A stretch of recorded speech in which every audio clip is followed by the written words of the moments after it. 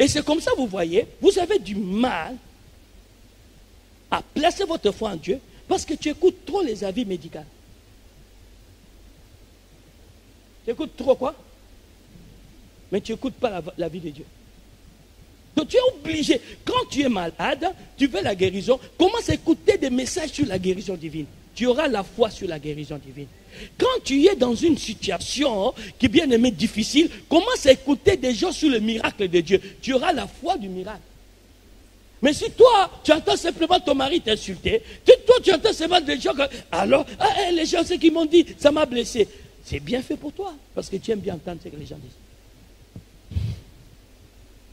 Qui comprend ce que je suis en train de dire? Est-ce que c'est compliqué? Donc, premier élément, pour entendre Dieu, il faut se connecter dans son réseau. Et je vous ai dit comment se connecter dans son réseau. C'est compliqué ou c'est facile? Qui croit que c'est compliqué ou c'est facile? Hein? C'est facile, hein? C'est vraiment très facile.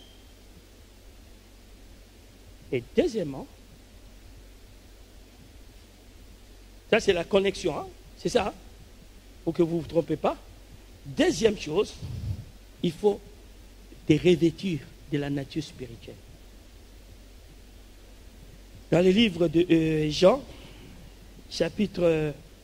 non pas Jean d'abord, il faut aller déjà dans le livre de 1 Corinthiens, au chapitre 2, le verset 13 à 14, jusqu'à même à 16, on nous dit, l'homme charnel ne peut pas comprendre les choses de l'esprit, car c'est spirituellement qu'on en juge.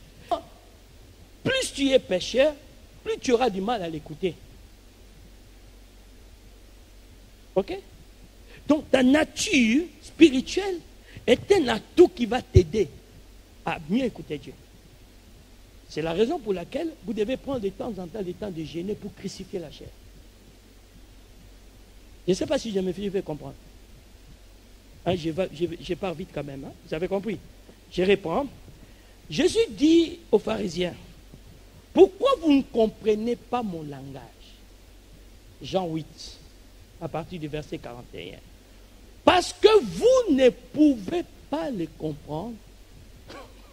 Il ne dit pas parce que vous avez du mal à comprendre, parce que vous ne pouvez pas. C'est-à-dire que vous n'avez pas la capacité de les comprendre à cause de votre nature. Vous êtes du diable. Il est menteur, père de mensonges.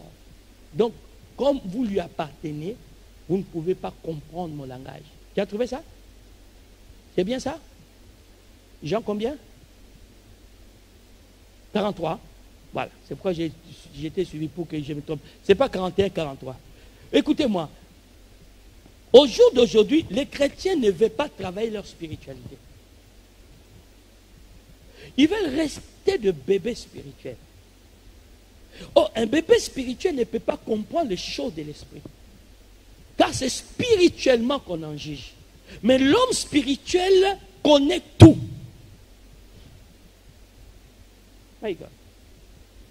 Je me connecte, mais je travaille ma spiritualité.